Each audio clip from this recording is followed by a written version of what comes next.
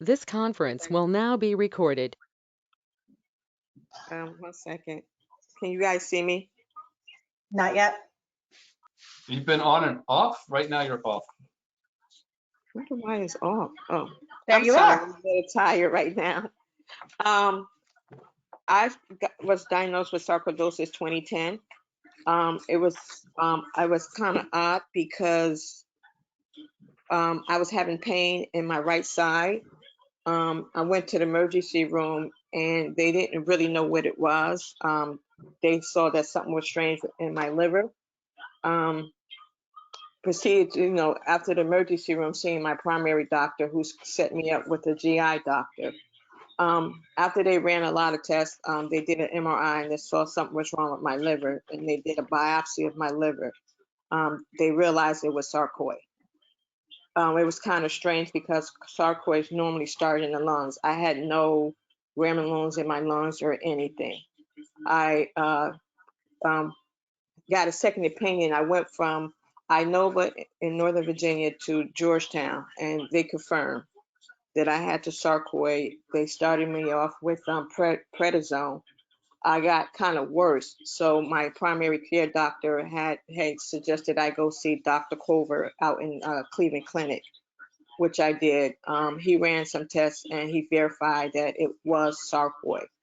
But let me back up. I also had like a bowel blockage too, so they didn't know if it was sarcoid or was it PSC, because they're kind of similar to each other. So it was determined it was sarcoid. When I met Dr. Carver out in Cleveland Clinic, who was a great team, they were surprised that I didn't have it nowhere but the liver. Then they worked with my GI doctor back in Virginia. They recommended that I go on Remicade. I started out on, they took me off the prednisone, put me on the Remicade, and I was on the Remicade for about 7 years with no issues. They kept the sarcoid level, but I still was having medical issues, with the tiredness, couldn't do anything. And I, wouldn't stop working or anything. And so behold, the end of 2017, my liver started getting cirrhosis and it started getting really, really bad.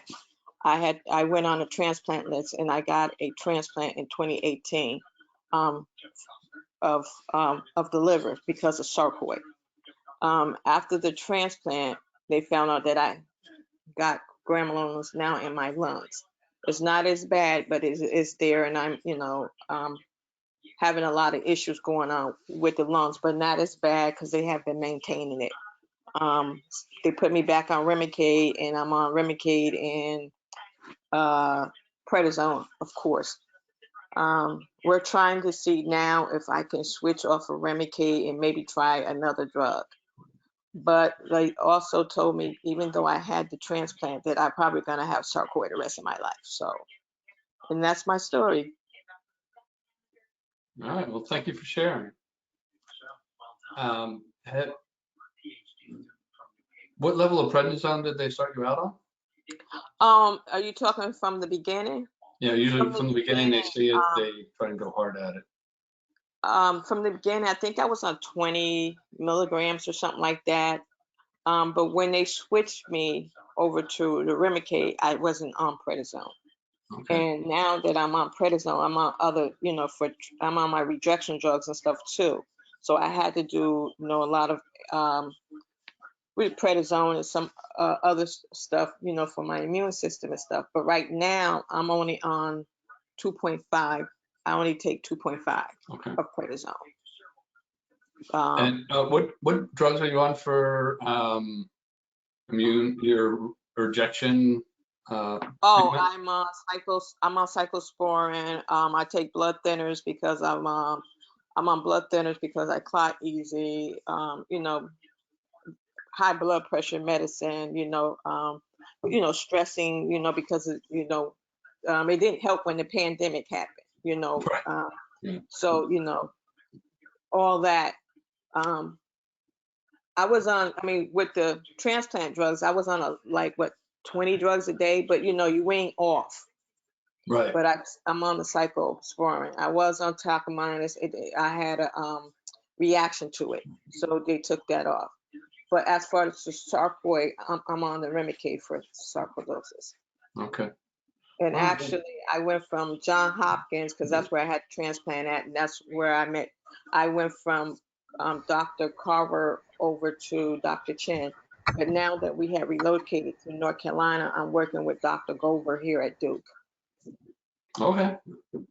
That's I quite have quite a cycle. we have issues with sarcoid, I have the swelling, it started messing with my thyroid, my pythyroid. So they had to go in and cut one of my thyroid, not my thyroid, but my pythyroid. They found a graminoline back there and stuff like that. So it has spread in other areas. But I'm thankful that I end up with the transplant for the liver, but I'm thankful to be here. I'm really blessed to be here. Absolutely. Every day is a blessing. Yeah, and a lot of people don't talk about sarcoid because they say it's still new. They don't know if it's an autoimmune disease. Now it's environmental disease. So they haven't decided which one it is yet. We're still trying to figure that out.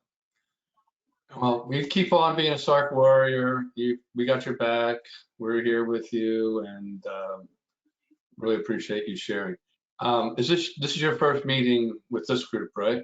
With this group, yes. Somehow put you guys popped up in my one of the sarcoid groups I'm in on Facebook. If you put your email in the chat, we'll make sure to send you out an email invite. Usually the day before, 2 days before. Our meetings are the first Tuesday and second Thursday of every month. And you're welcome to drop in whenever we're having a meeting. All right, thank you. Rachel, welcome to the group. You guys, I'm so excited to meet like real people in real life. You're not just like figments of my imagination in this disease. I'm part of like a sarcoids clinic, but I actually have never met anybody in real life before with sarcoids. For the longest time, I was the same. And this group here was the first group where I started talking to people that had sarcoidosis. That's so cool. I totally feel you. So how long have you had it? So I'm 33. I was diagnosed at 31 with cardiac sarc. That's the only place I have it. I was diagnosed with advanced heart failure, and a sarc had basically torn apart my heart. They said I probably had it for years, and I just never knew. I was told by at that time, they're like, I had just come off of like coaching my special needs soccer team. I was like, came off the field, thought I was having an asthma attack, went to the hospital, and they're like, your heart was working at like 13%. And I was like, wow, that's not good. Amazingly, I had an incredible cardiologist who was affiliated with Hopkins, who was like, you're going to go get tested for this random disease you probably don't have, because like nobody I've ever met actually has it. And I had sarcoids and a left bundle branch. So I have an ICD and a pacemaker. And I'm very thankful that I have both because they're an insurance policy. I, excuse my language, fucking hate this disease, and I know we're recording. But being 31 was really hard in having it. I was also a mom to toddlers, still am. So that was hard. But it's been a life adjustment. My EF my ejection fraction on my heart, it's gone up, which is great. I get treated at Hopkins with their cardiology team. I'm very blessed at the fact that it hasn't spread anywhere. And I'm also on Prednisone and Remicade as well. And then like every cardiac drug you can think of to keep my heart muscle strong. Metoprolol. Yep, I'm on metoprolol, sprolactine, Entresto, and I was on Eliquis. I also had 4 blood clots at the time in my lungs, which wasn't good. Yeah. So I was on Eliquis for a while. I'm off that, and now I'm on the Remicade. Oh, and Cellcept, 3,000 milligrams. Ah, okay. Yeah. So Well, here I am, and I yeah, live in Maryland. yep, you're still kicking and doing your thing with your toddlers. And by the Yeah. way, thank you. That's a great story about um, coaching special needs children. Oh yeah, that's like That's my great. passion hobby Uh, is I'm an autism specialist by trade. So my daughter's also actually got special needs, but yeah, I coach all inclusive. I coach Maryland's largest all inclusive soccer team. So all my yeah, it's really cool. So I never my daughter. So my son's normal. My daughter's not typically developing, and I was like, I didn't want to exclude her from other activities. Like that's just not fair. So, and I coached Special Olympics for years, but they do a different model where it's like always the normal kid's the coach and the disabled one is the participant. And I didn't want that for her. I wanted her to play together with typically developing peers. So I started this team with a friend and it just became something and it grew and now we're the largest in my state. Great. Yeah. Great job. Great job. Thank you. Okay, I'm gonna step out for a minute. I have a phone call. I'll be back. Kathleen's gonna take the lead here for a few minutes. Thank you for sharing, Rachel. I'll be back in a couple minutes. Thank you. I'll leave you See in you soon. competent hands. Thanks, Kathleen. Thanks, Kevin. Rachel, that is amazing that you do that. I agree with you. It is important. So I also do something called roll call wheelchair dance. So for seated and standing partners. So I know I booked it. So we also do it online right now. So if you and your daughter ever want to join for free, it is free. I'll send, just let me know. Look me up on Perfect. Facebook. Yeah, Okay? that'd be great. Thank you. Great. Now, Andy, I think I only got to meet you for a moment or so last time that I was on. Am I correct? So can we start over? Hi, I'm Kathleen. Sure. How are you? Can you hear me? Yes. Yes. Okay. Yeah, so I don't have sarcoidosis, but my daughter, our adult daughter and my wife, and possibly my mother-in-law do have it. So we're just at the beginning of figuring all that out. And I'm just trying to figure out how I can support them. I have a list of questions that I would love to run by. I don't want to take the whole time. If there is time, there are questions about all kinds of things about managing. Okay. Yeah. And this is what's great about this is that we're all patients helping patients, as you know. So we will go through those questions. How long have they had sarcoidosis, to your knowledge? Oh, probably for years and years. Okay. So you're the strong man in the house. Well, I try to be, not feeling very strong often. I know it's hard. This is a hard disease. The gentleman who just came on that has his hand in his head is Frank Rivera. Frank Rivera is one of the first people that we started this group with.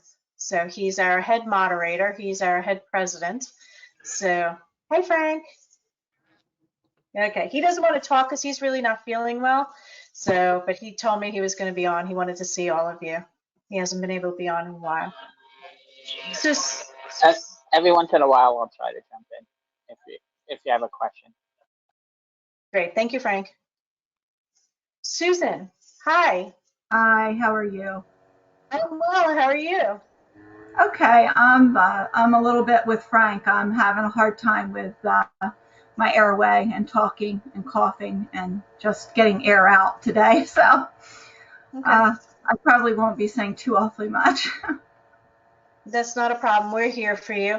How long have you had sarcoidosis? 5 years. Where do you have it? Do you know? Yeah, no, we don't know everything yet.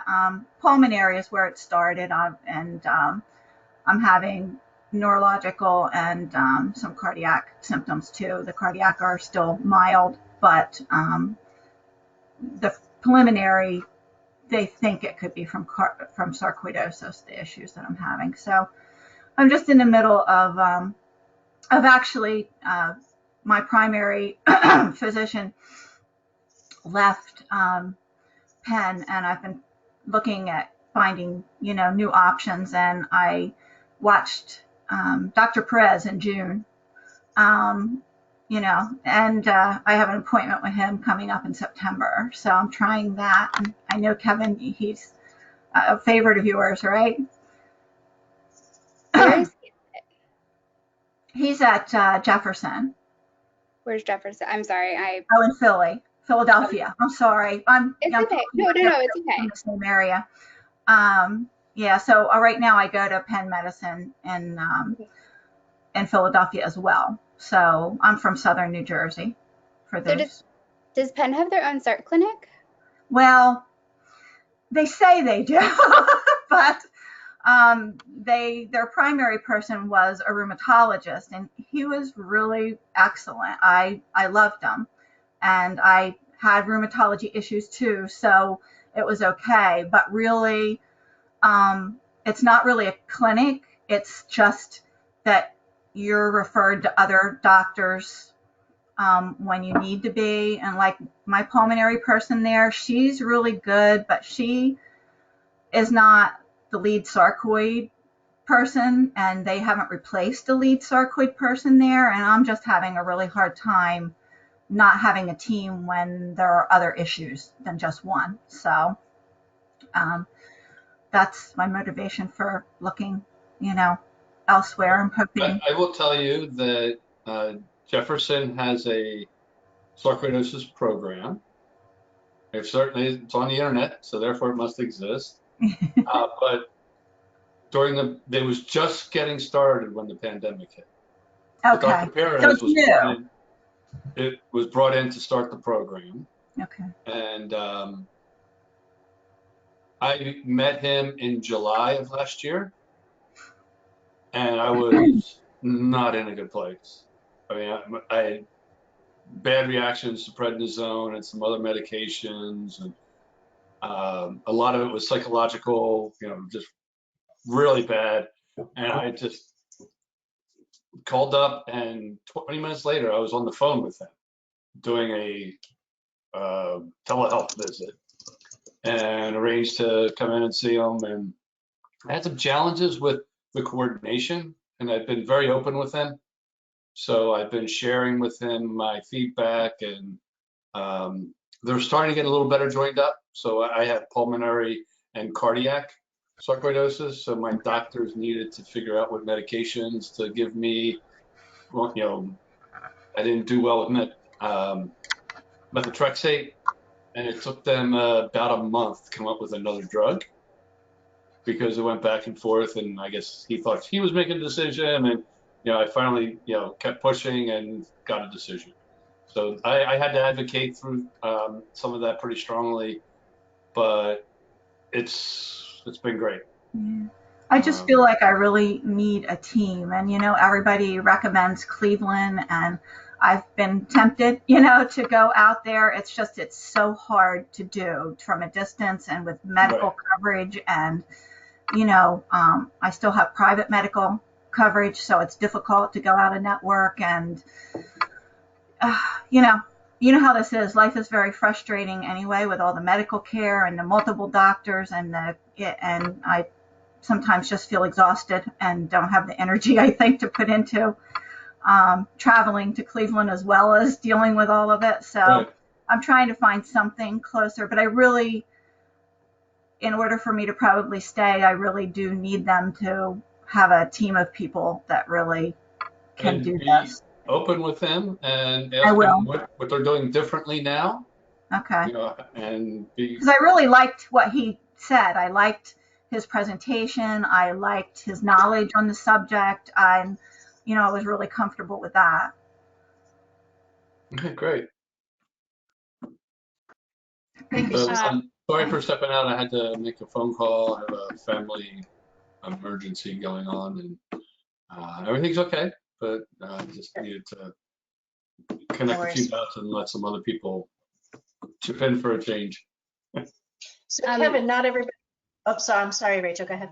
Oh, no, Susan, I was just gonna say, you said you were in South New Jersey? Yes.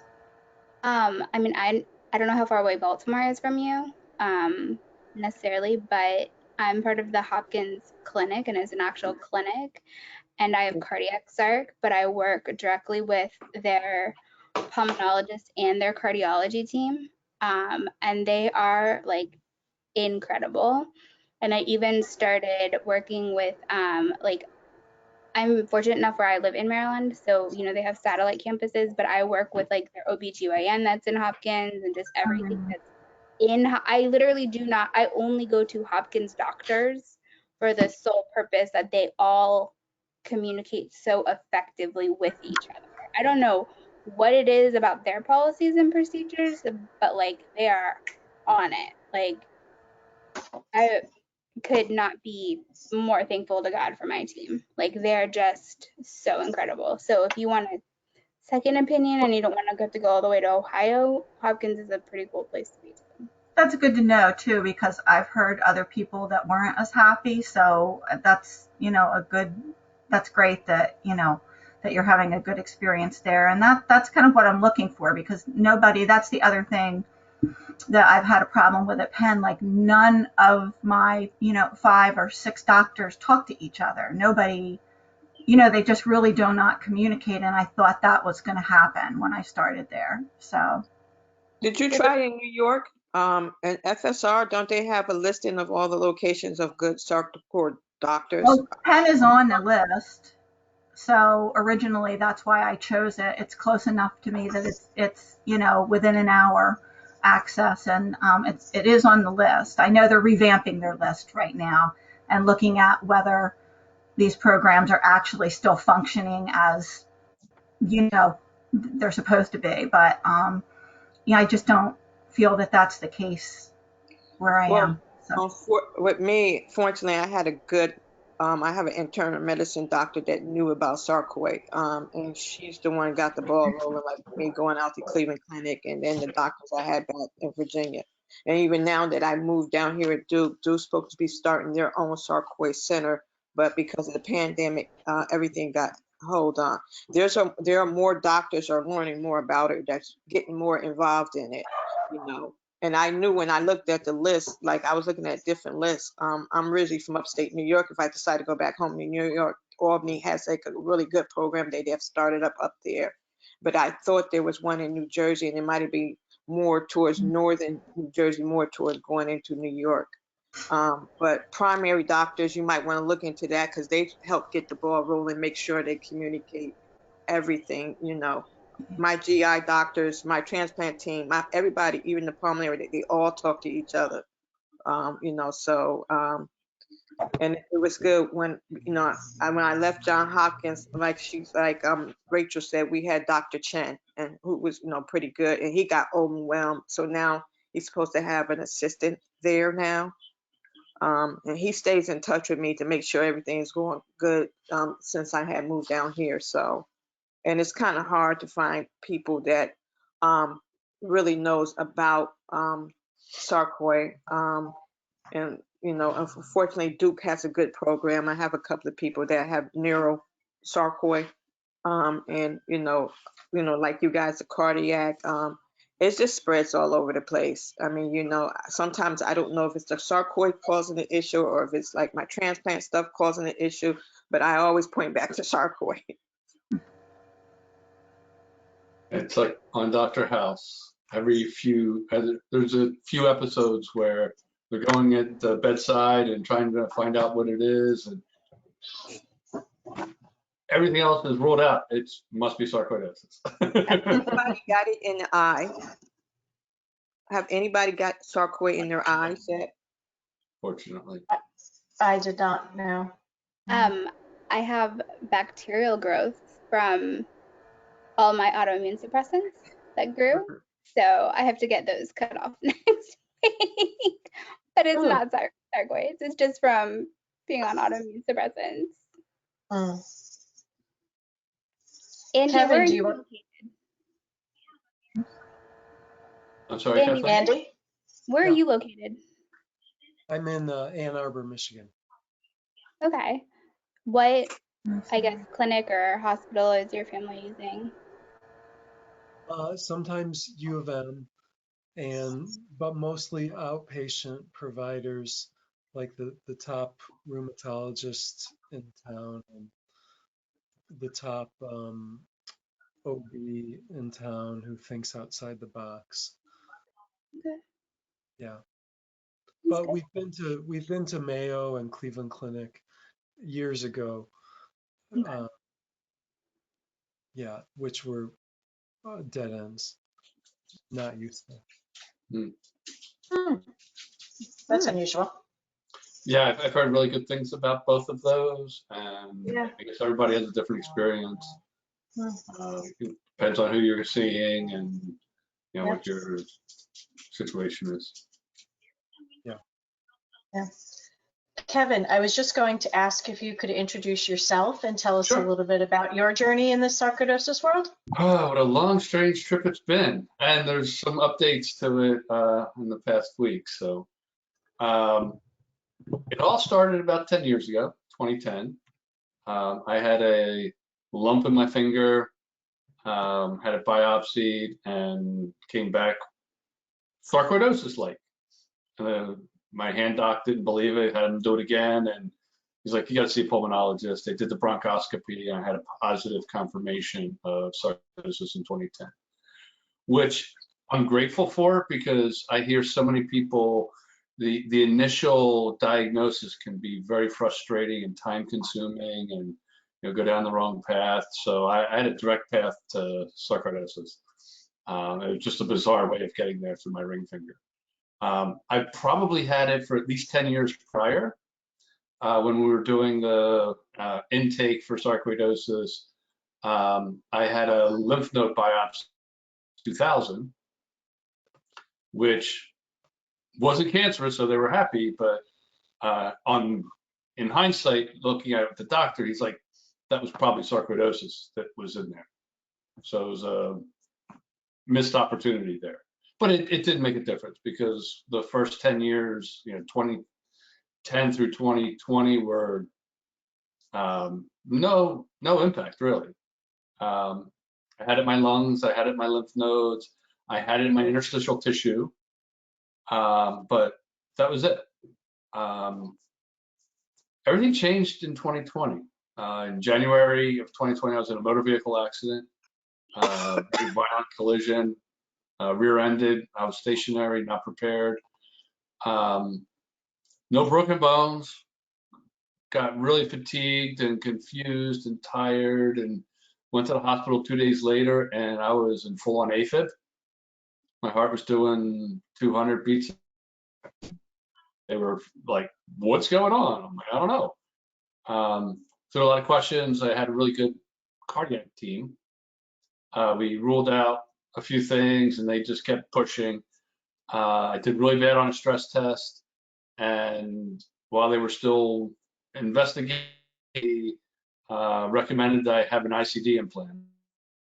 So in April of last year, I had the ICD implant. 2 weeks later, with the PET scan, they confirmed it was cardiac sarcoidosis. So whatever happened between 2018 and 2020 and the accident, things got recharacterized and it embedded in my heart and it lit up like a tree, and met my good friend Prednisone and metoprolol, and 2020 was a lost year for me. I think it was that Chronic was for all of fatigue. us. Yeah, so I actually didn't lose much, fortunately, but unfortunately. I was extremely fatigued, brain fog, aches and pains all over, and it was just miserable. A lot of psychiatric fallout from the prednisone. I was literally losing my mind. And so I did that course. They tried to spare methotrexate, didn't work. Finally ended up with Cellcept, and that's what I'm taking now. I'm taking 2 grams a day. And I've been able to start tapering off my cocktail of, at one point, 13 medication, now down to 1 milligram of prednisone, I have 2 weeks left of that, and we'll see if I can stay off of it. I'm off of 2 of my psychiatric drugs. I'm off of the Effexor and off of something else I was taking for mood stabilizer. I might need that one back. I'm not sure. And things were starting to go great. In December of 2020, I had a PET scan that was clear. So they Of your declared my heart? heart. Yes. Oh my God, congratulations. It's huge. It's been, and you did that 8 just on, months. 8 to 12 months, yeah. and that was And just on those meds. prednisone and Cellsup were the primary ones, yeah. And that, I've been active for 3 years. I don't And know how to, I mean, I'm so confused on this whole process. Like, here's I- stories. Each one. I can tell you what I did. In fact, I will. So another update. I spent 7 weeks down in Florida with a friend. I had a great time, got lots of suntan, and about 4 days ago, I was taking a shower. We're all adults here. I was a little fatigued in the shower with her, and we were just gonna relax and enjoy the moment. And as I was going down, I had a thump on my head. It felt like a phone book dropped on my head. And I was like, what just happened? I felt a thud, and everything went bright white and then black. And then I was confused. And she came over to console me. She had her arm around me, and then it happened again. This time was much harder. And then I realized what was going on.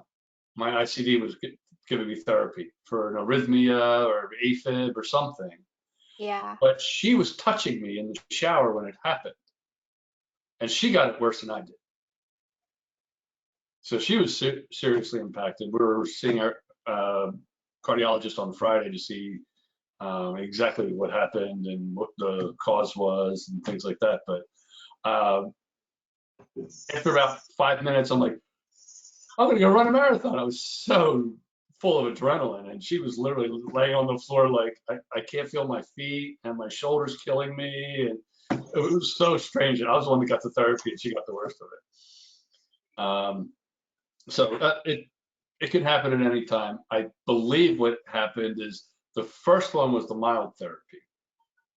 And the second one was the full on get it done, because my feet were flailing. I was eyes were head, and thank God I was laying down in the shower. I would have broke something on the way down.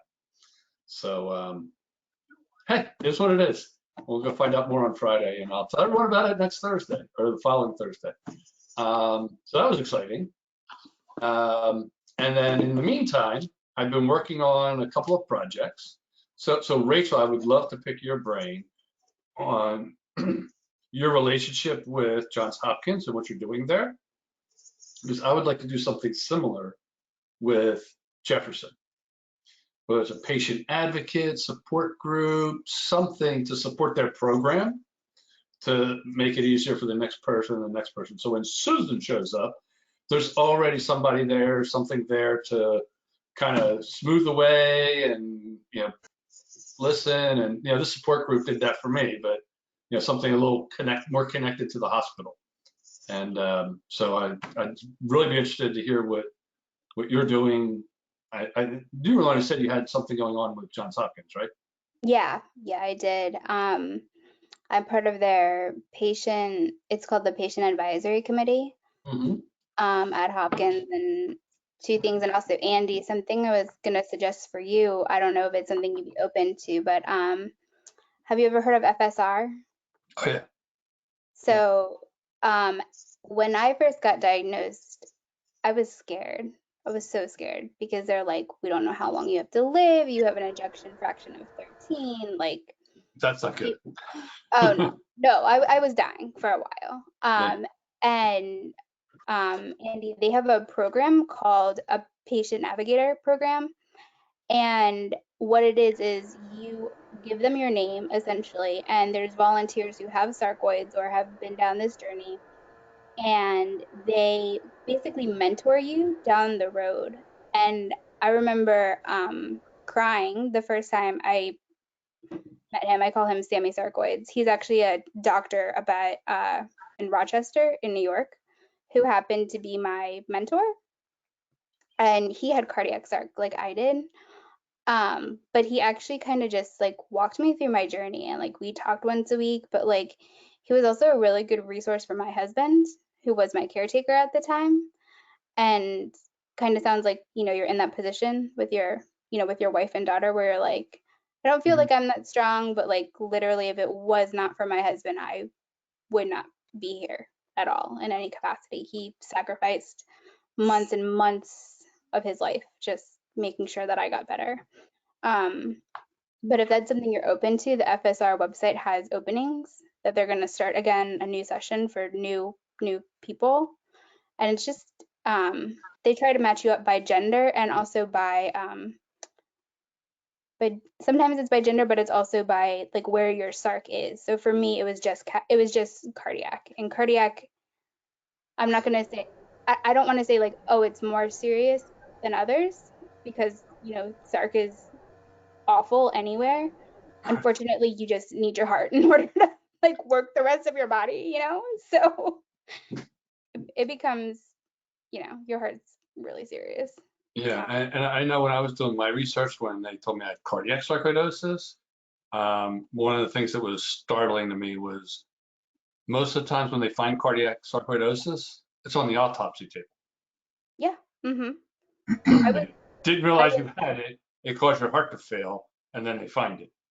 Yep. I was in the ICU, and the nurse is like, oh yeah, one of our nurses a couple years died ago from cardiac sarc. He didn't even know he had it. I was like, cool, thanks. Yeah, thanks for the pep talk. Right. I was like, Yeah.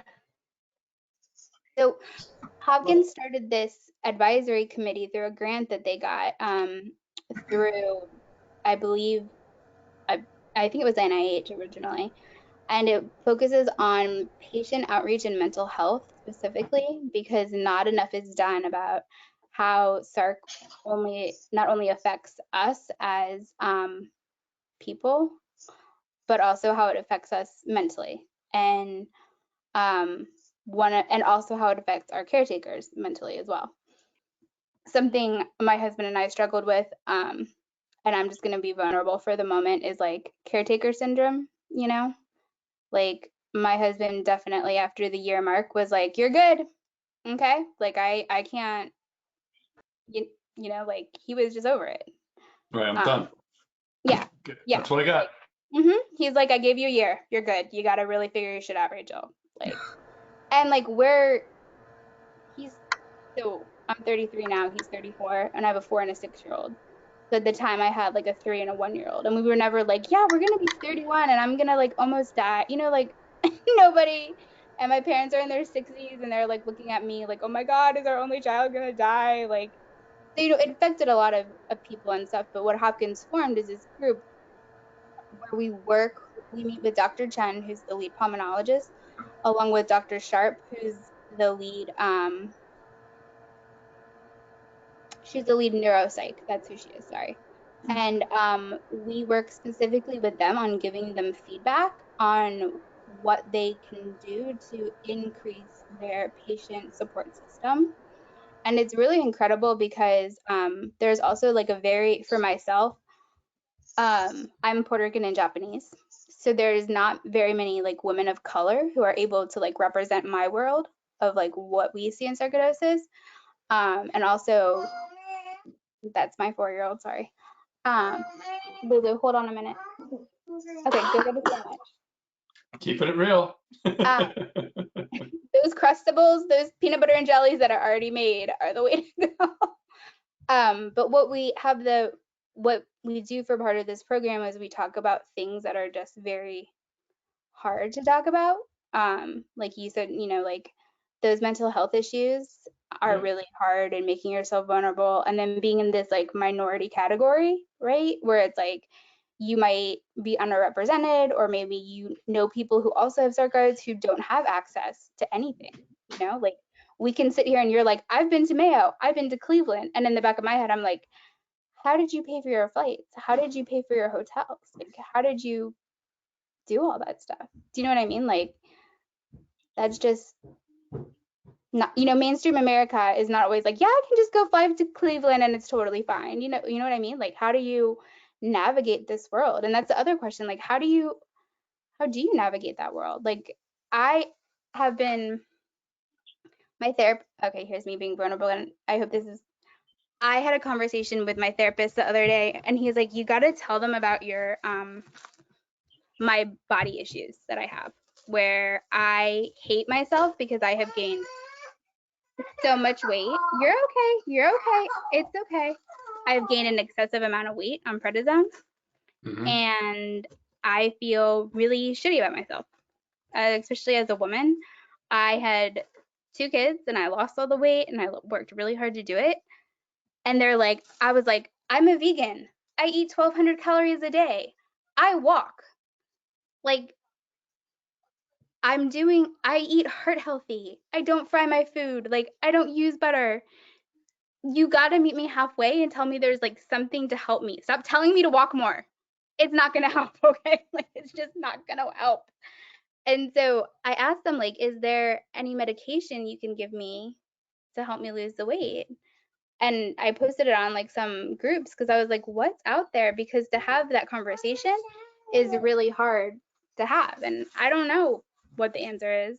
I don't know if you guys know any medications that have helped, but Jewish National, one of their doctors just gave a talk and she prescribes Topamax for patients with sarcoids that want to lose weight. And I had never heard of that before. And I was like, I went back to my doctor and I was like, can you prescribe me Topamax? And she was like, no, because I'm your cardiologist.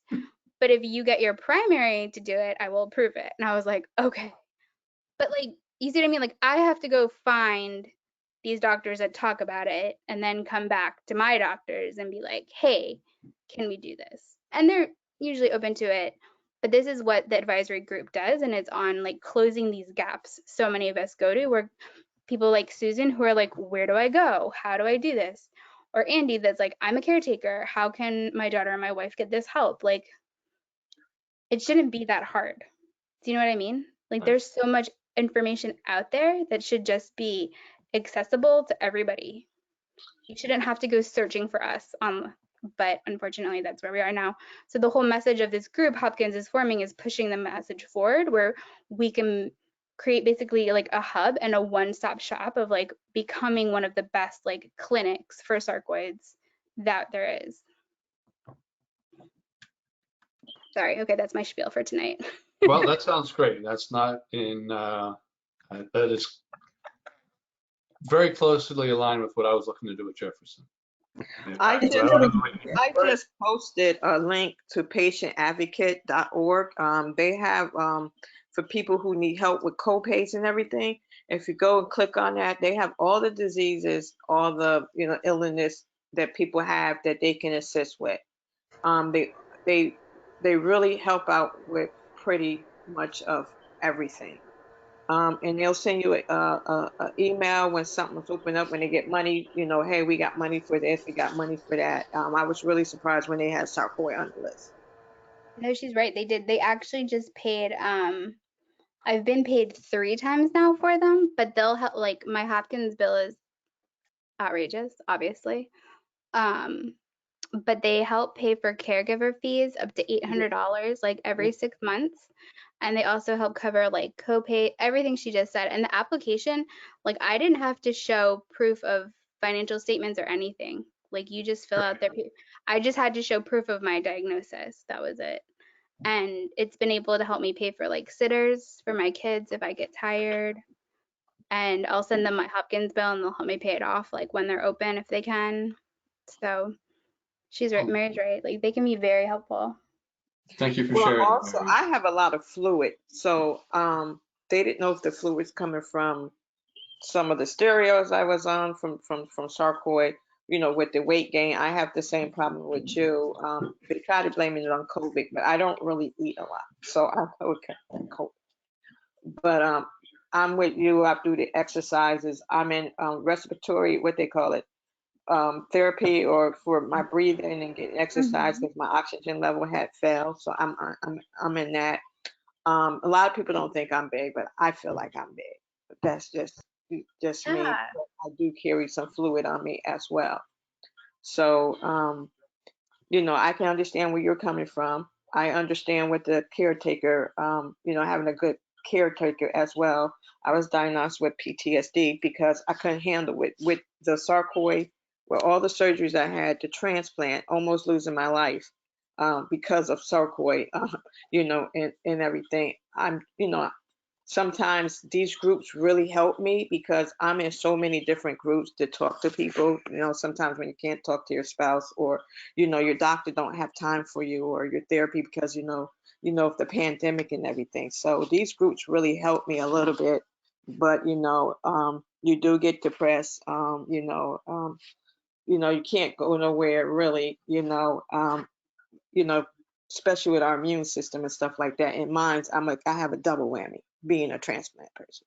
So, so I really, appreciate all, you guys' time and you guys, talking about, what's going on, because we all probably going through the same thing. We may have it in a different part of our bodies, but we are still going through the same thing, even with the drugs. I can't take Celsap. It kind of drove me crazy, so they had to hurry up and take me off of that. All right. Thank you for that. Trini, haven't seen you in a while. Trina, what's new with you? Can't hear you. Can you give us an update on what's going on?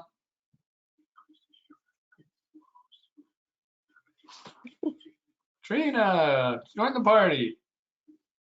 I think she's frozen, my love. I think she is Yeah, too. looks that way. She will Well, come join us back when you in. can. So just a quick update on another project I'm working on.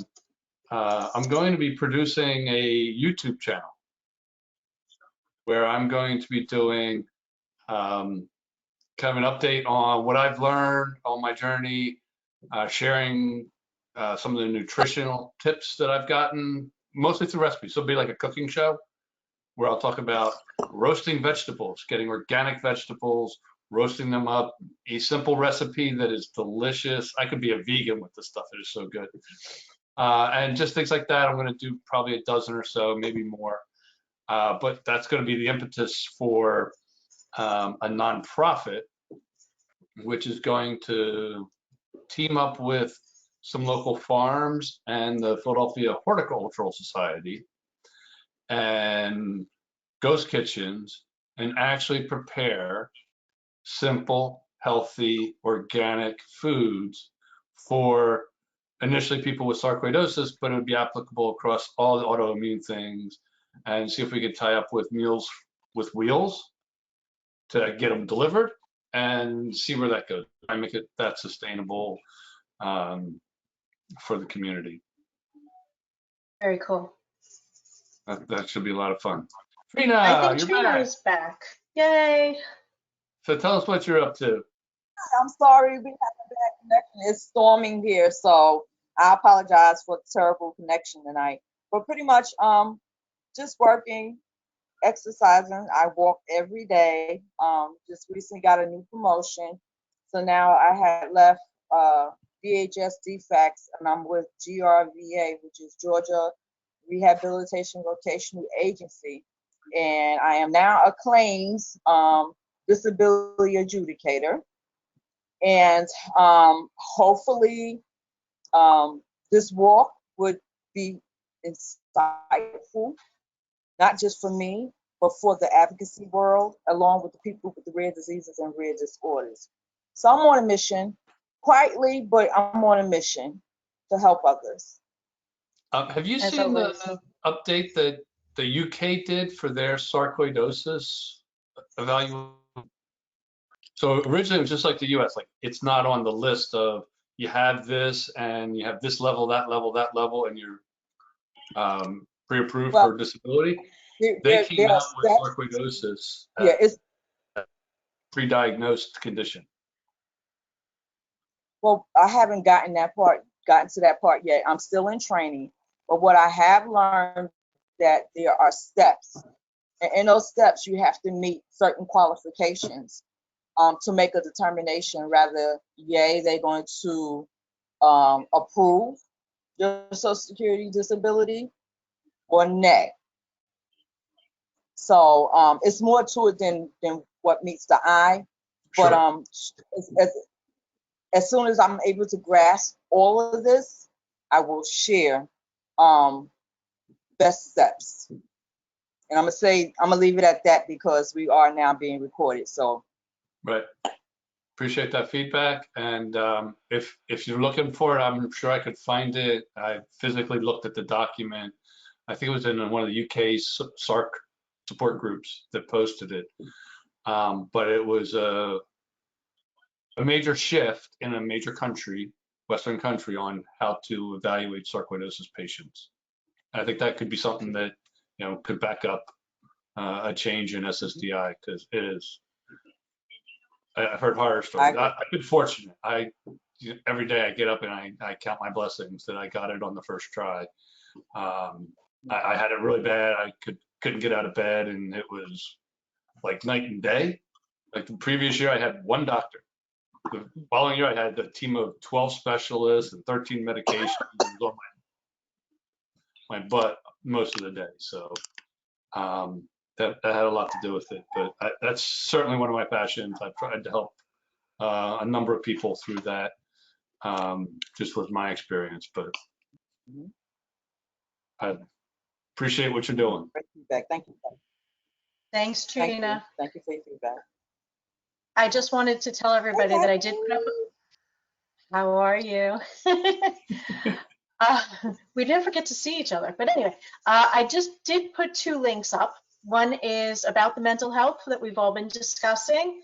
It is free. It is a seminar. So Frank Rivera, who's on video again, is the president of Stronger Than Sarcoidosis. I'm the secretary of Stronger Than Sarcoidosis, and we've definitely been pushing to have these. So this one is with the Foundation for Sarcoidosis Research.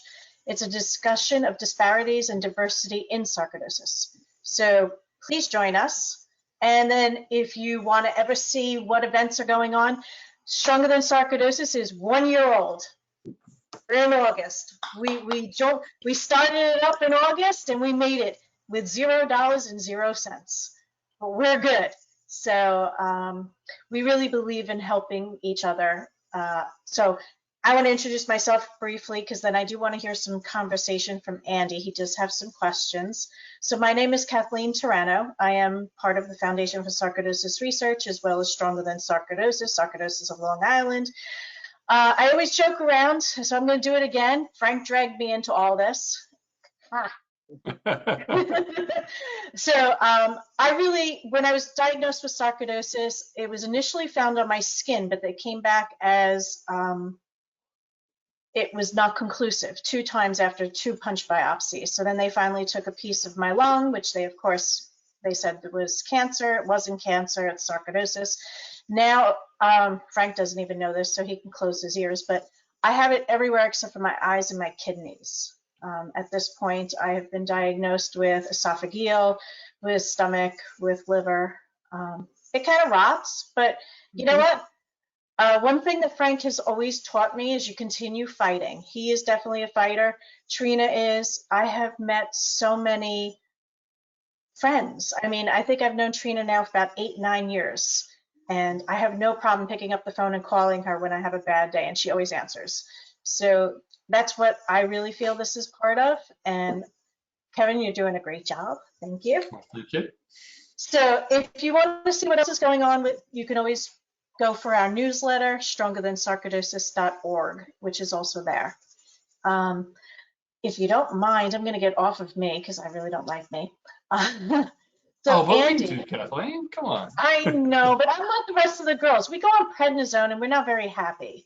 You know, we feel like we're fat and, you know, old and decrepit, everything cracks, and I get it. You know, I'm going to be 57, so I feel like this has just been dragging me through the road. You know, I'm tired of my knees being scuffed. But anyway, Andy, you had some questions, and this is the perfect forum because we all can answer.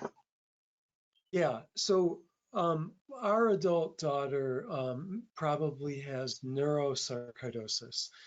So I'm really keen to talk to people with neurosarc, but I don't know how to find them. Okay, there is a NeuroSarc on Facebook. Okay. Also, go to the Foundation of Sarcoidosis Research because they also have NeuroSarcs there, a group. And as Mary told you before, pick up the phone, call the Foundation for Sarcoidosis Research. Get somebody on the line that has NeuroSarc and that can help you. And actually, I forgot about that, Frank. Frank has NeuroSarc. Frank, do you have any pearls of wisdom? Oh, he's frozen. Oh, he sent you his email. There you go. Oh, cool. Thank you. Thanks, Frank. And I'm Yeah, also I've had sarcoidosis, neurosoc for about 8 years now, and there's a lot to go with it, but it's actually, it's it is one of those. It's right up there with the cardiac sarc, which I also have, but I have found that there are things that you can do. So just contact me, and we can discuss a bunch of things about the neurosoc to help you out. great. I will. Mostly we're looking to stop the seizures. So I'm wondering what people's experience with seizures is, or yours. Yeah, we could discuss medicines on that as well. Okay. I'm also looking for tips from all of you about sleep because it's such a difficult thing with SARC. Good luck with Yeah. that one. Yeah. Yeah. I'd I love to take cat my naps. I feedback never sleep. on what I went through.